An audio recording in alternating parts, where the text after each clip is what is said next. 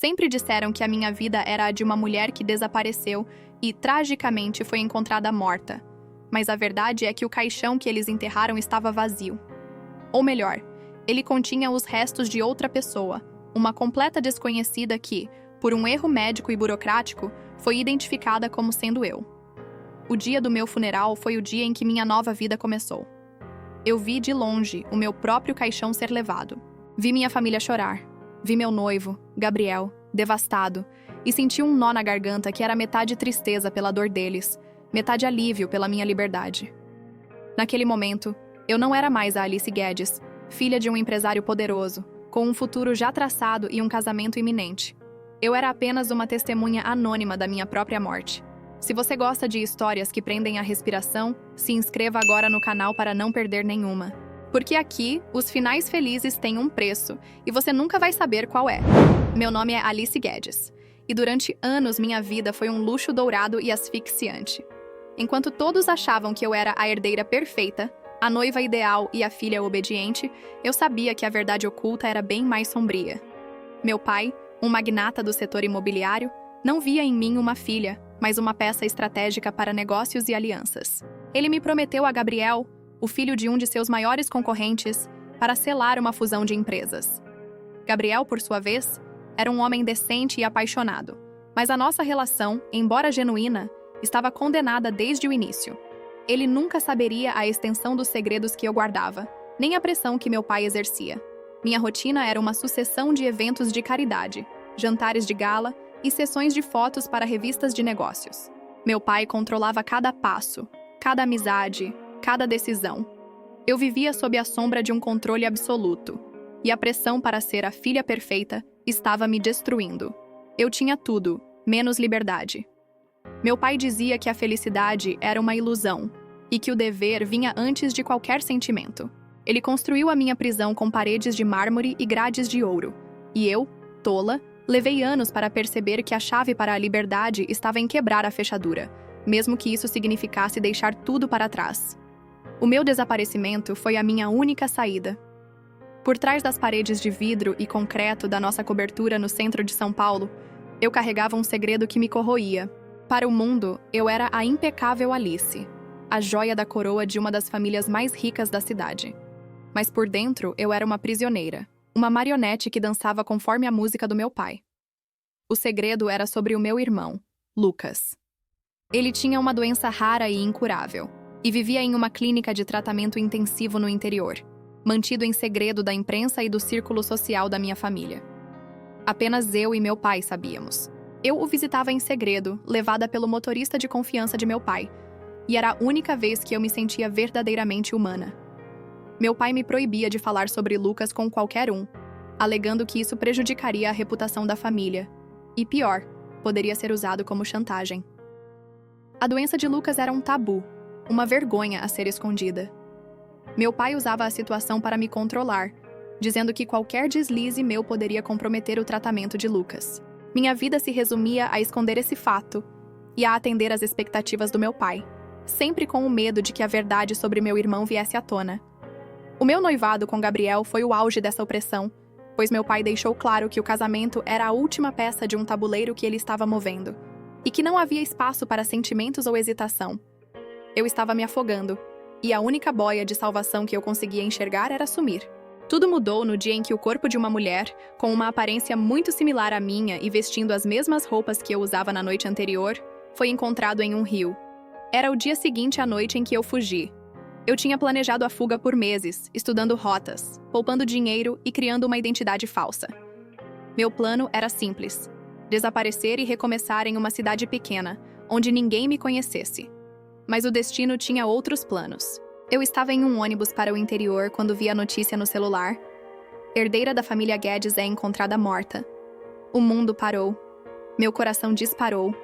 As fotos mostravam uma mulher com meus cabelos castanhos, minha altura, minhas roupas. A mídia e a polícia, ansiosas por um desfecho, rapidamente confirmaram a identidade, baseados em uma carteira de motorista que eu, estrategicamente, deixei em um casaco jogado na beira do rio e em um teste de DNA apressado, realizado a partir de uma amostra de sangue de uma escova de cabelo.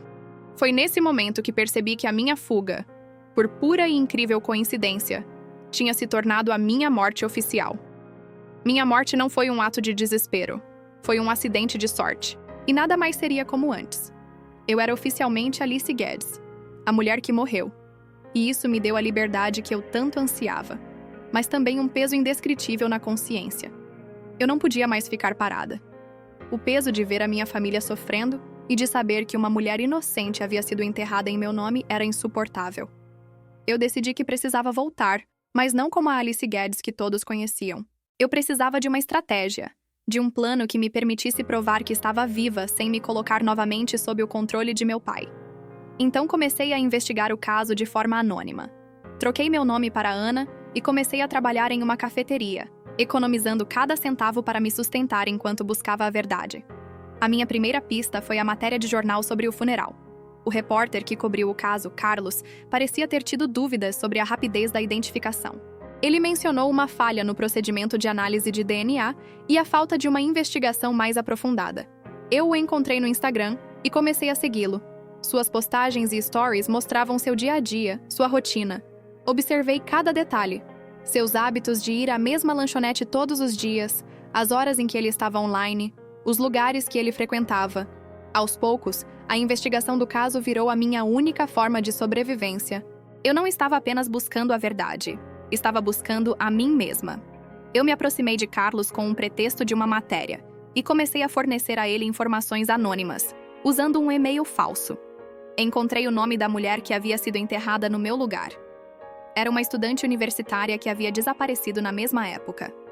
Eu pesquisei sobre ela e descobri que ela tinha uma família que estava desesperadamente procurando por ela. Essa foi a minha motivação final. Não era mais apenas sobre mim, era sobre fazer justiça a uma mulher que não teve voz. Minha investigação me levou a um dos laboratórios que haviam feito a análise de DNA. Eu descobri que o laboratório pertencia a um amigo do meu pai, e que a rapidez da identificação não era por eficiência, mas por conveniência. Havia algo de podre. Eu me infiltrei no laboratório, usando um falso currículo de estagiária, e comecei a buscar os arquivos do caso.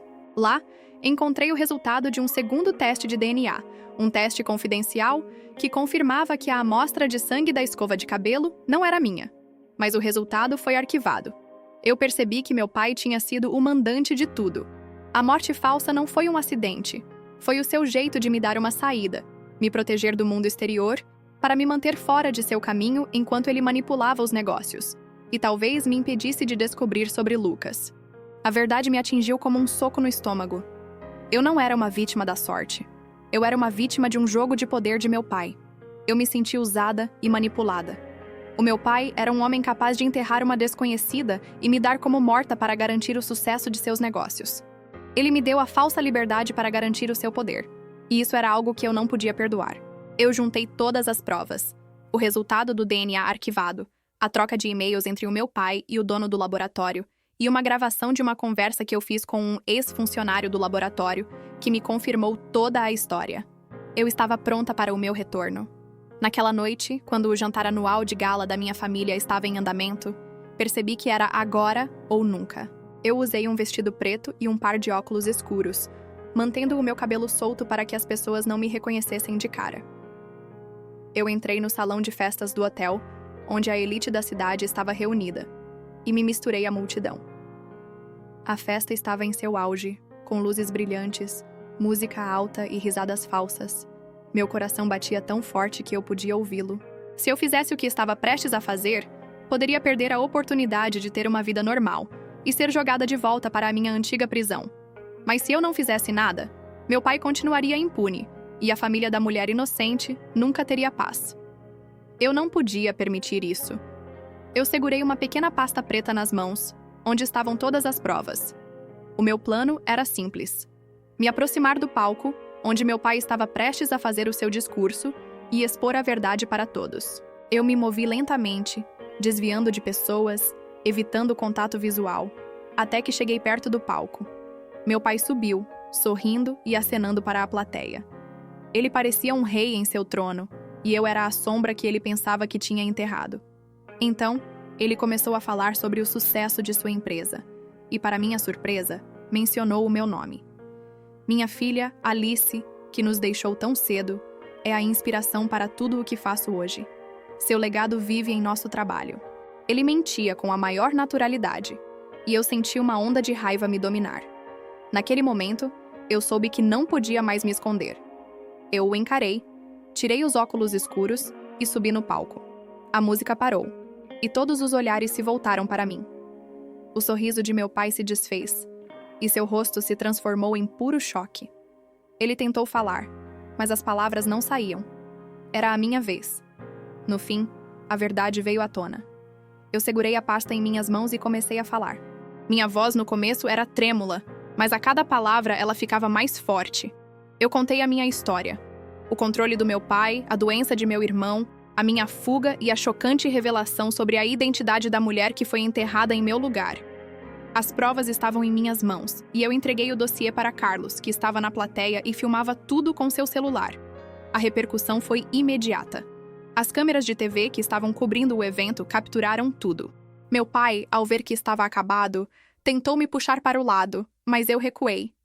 Ele foi detido ali mesmo, sob os olhares de toda a alta sociedade. As manchetes no dia seguinte eram esmagadoras. A mentira desmoronou. Meus dias deixaram de ser uma prisão de mentiras e aparências, e pela primeira vez eu me senti livre. A família da estudante falecida, ao saberem de toda a verdade, pôde finalmente enterrar a filha com o nome dela e ter um pouco de paz. Com as minhas provas, a polícia reabriu o caso e prendeu os envolvidos. Meu pai foi julgado por fraude e outros crimes. Gabriel, devastado e chocado com a verdade, me procurou. Ele não conseguia acreditar que eu estava viva, mas me disse que entendia as minhas razões. Ele me pediu desculpas pela dor que eu passei e me desejou sorte. Eu o perdoei, mas sabia que o nosso futuro, o futuro que meu pai planejou, não existia mais. Eu finalmente pude ir ver meu irmão, Lucas, sem me esconder. Ele, agora, estava sob os cuidados da nossa tia-avó. Foi assim que eu descobri que a liberdade não é um presente, mas uma conquista, e que o maior preço a se pagar por ela é a coragem de ser quem você realmente é, mesmo que isso signifique se expor ao mundo. Hoje eu sei que a vida não é sobre o que os outros esperam de você, mas sobre a verdade que você carrega dentro de si. A minha morte me ensinou que a vida é um presente valioso e que o controle não é o mesmo que segurança. Porque no fim, a maior prisão não são as paredes que te cercam, mas as mentiras que você se permite acreditar. O caixão que eles enterraram me deu a chance de nascer de novo. Não como a Alice Guedes que vivia por dever, mas como a mulher que luta por sua própria história. A minha jornada não terminou com um felizes para sempre, mas com um finalmente livre para sempre. E isso para mim é o que realmente importa. Até a próxima história.